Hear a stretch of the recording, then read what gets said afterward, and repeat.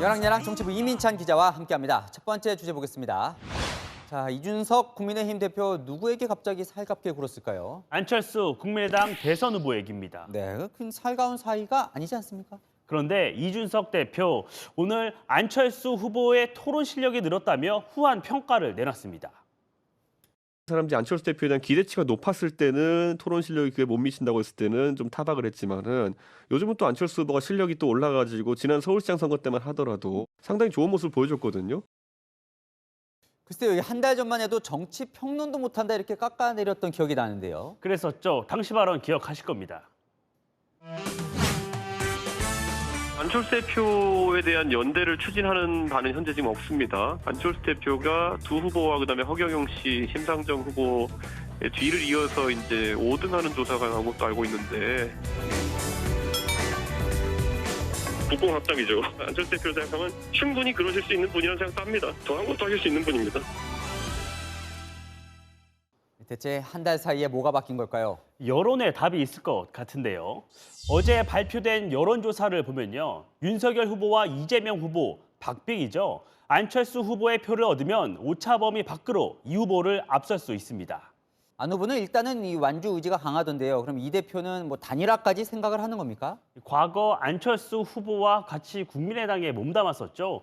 박주선 전 국회부의장이 국민의힘 공동선대위원장이 됐습니다.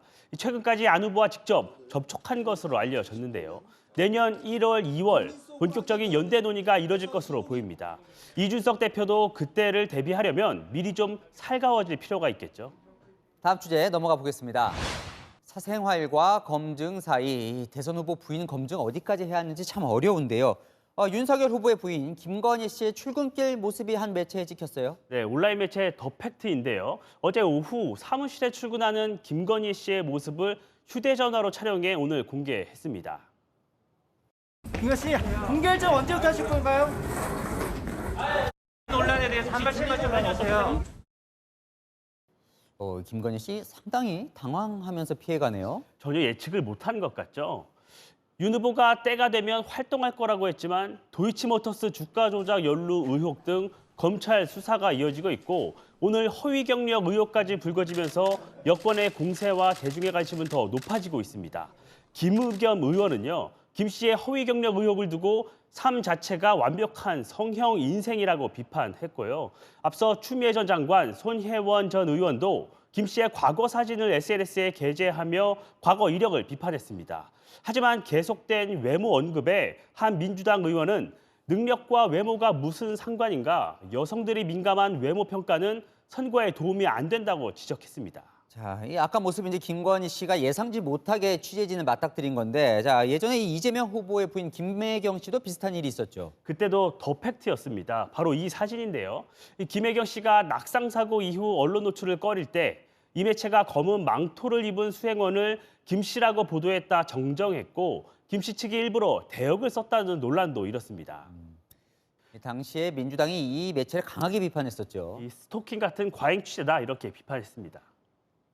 사생활적인 부분들은 좀 보호가 됐으면 좋겠다 하는 부분인데 그럼에도 불구하고 현재 언론들은 파파라치 하듯이 하고 있는데 이 사실 언론들도 이 취재를 할 때 이게 이제 검증인지 사생활인지 고민을 하게 되는데요. 사실 이 배우자들도 언론을 너무 피할 필요가 있나 싶기도 합니다. 네, 검증과는 무관한 자극적인 사생활만을 문제 삼으면 오히려 역풍도 불 테니까요.